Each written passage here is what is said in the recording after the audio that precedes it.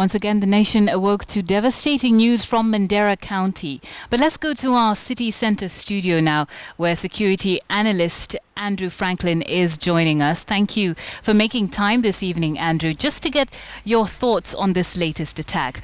Was this a random attack, or do you think there was a very deliberate and intentional planning around the timing of it? Well, first of all, this is not a random attack. It is a deliberate attack, even if it were not timed to occur in close proximity to President Obama's visit. Al-Shabaab has been steadily increasing and ramping up its operations in Mandera and elsewhere ever since the government of Kenya and the United States announced the actual dates for the Obama visit, that is July 25th and 26th. This was a well-planned attack. The attackers knew who they wanted to kill, they knew where they were staying, and they executed it during Ramadan, of course, but these were all Christians who obviously were sleeping because they're not affected by Ramadan. So the fact that the attackers got away scot-free indicates that they had rehearsed. They knew which way to go, and they accomplished their mission. So you're talking about this timing being very deliberate. What do you think they're hoping to achieve? Well, al-Shabaab is achieving its objective of demonstrating how the government of Kenya has very little control over areas along the border with Somalia, that is, in particular within the 4 frontline counties of Mandera, Garissa, Wajir, and Lamu. Their ultimate objective is to derail the Obama visit, possibly by executing terrorist attacks in and around Nairobi during the next 2 weeks. Right, and you're talking about them having achieved this, but is there any way that at this point the government can respond in a way that will perhaps deny them that final satisfaction that they're looking for? Yes, absolutely. The fact is that the government of Kenya can defeat al-Shabaab within this country in 3 to 5 years. More immediate, in the immediate,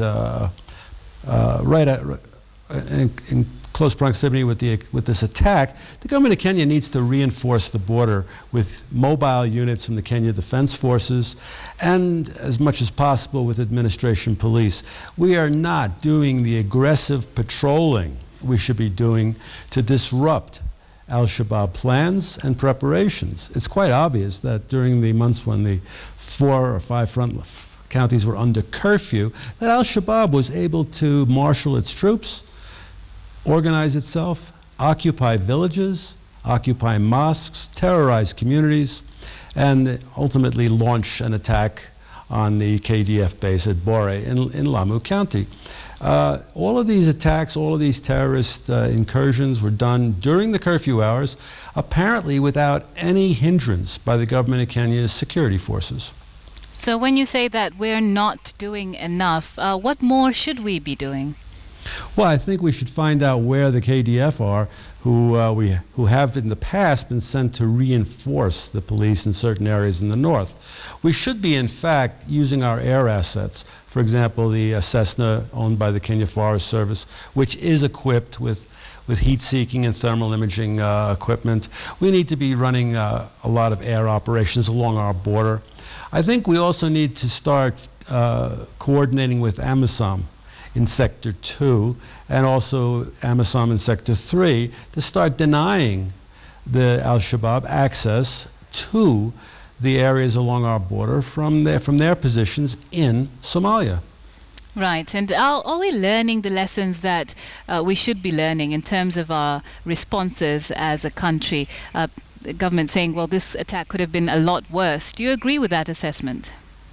Well, I think it's cold comfort to claim a success when you have 11, 12, 14 people killed and a number who are wounded, to simply say, well, they were planning to kill 150, but they didn't manage to do that. I don't think that our responses are adequate by any means. And I think we can do a lot better. We do have good troops. We have good officers. We have good police, particularly in the middle and lower ranks. I think we need leadership. And we're not doing enough, and I think it's also dangerous to start claiming success just because al-Shabaab did not kill enough people last night. That doesn't make any sense to me. All right. Well, thank you very much for sharing your thoughts with us. That was Andrew Frankline at our City Centre studio. He is a security analyst.